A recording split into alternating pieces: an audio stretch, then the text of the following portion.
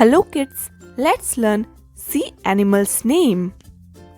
Fish को हिंदी में मछली कहते हैं।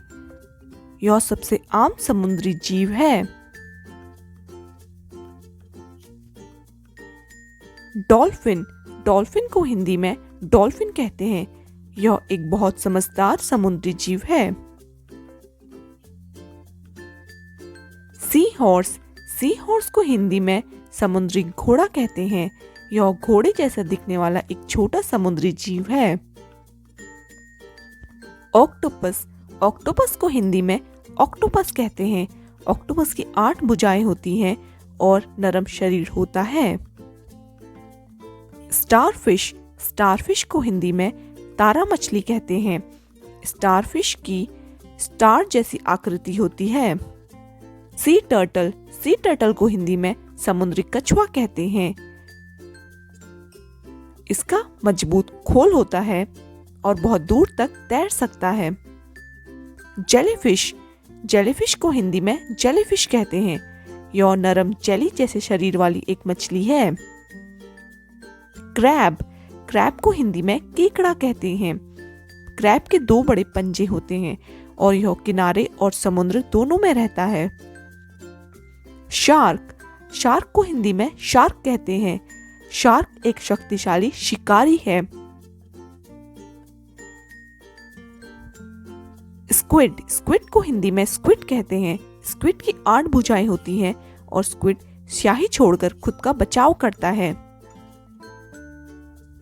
ईल को हिंदी में सांप मछली कहते हैं।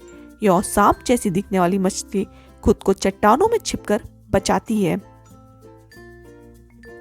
क्लाउनफिश को हिंदी में क्लाउनफिश कहते हैं।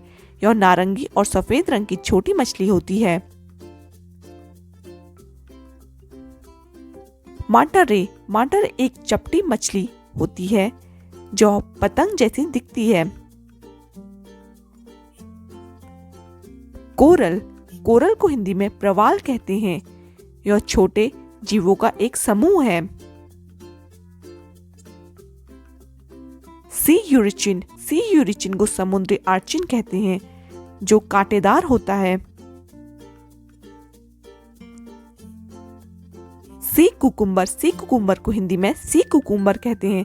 यह मुलायम शरीर का होता है और समुद्र की सफाई करने में मदद करता है।